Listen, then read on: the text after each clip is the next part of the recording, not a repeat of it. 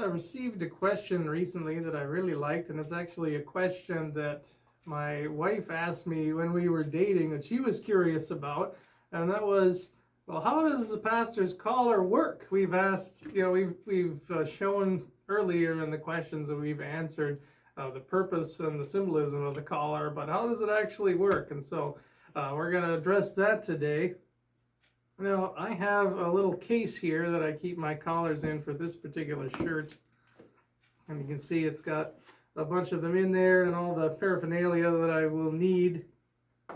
For some shirts, you'll notice that the pastor just has a little white tab in the center. And so they'll have a collar that's a lot shorter than this one. And the ends will slide into slots on either side and just leave that little white tab exposed. And so that's how some collars are. But for the shirt that I have now, the collar wraps all the way around, and the reason for that is it's simply a style. It's just a kind of a fashion choice, really, about whether it's just the tab showing or the collar goes all the way around. But my collars are made of vinyl, and they attach to the shirt like this. There's a buttonhole right here in the front, and there's one in the back. And I've got two little brass buttons here in my case, and so you attach one button to the front of the shirt like so,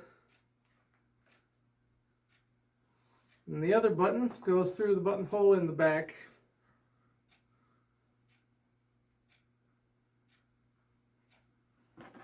Okay, and you can see on the collar there's a buttonhole in the end of each ends of the tab there, and so they're going to cross in the back, and the button in the rear is going to go right through that hole, just like so.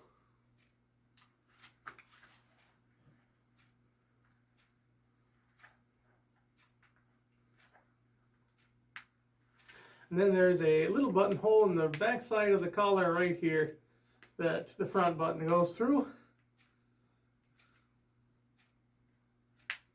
There you go. And just make sure it's all nice and tucked in.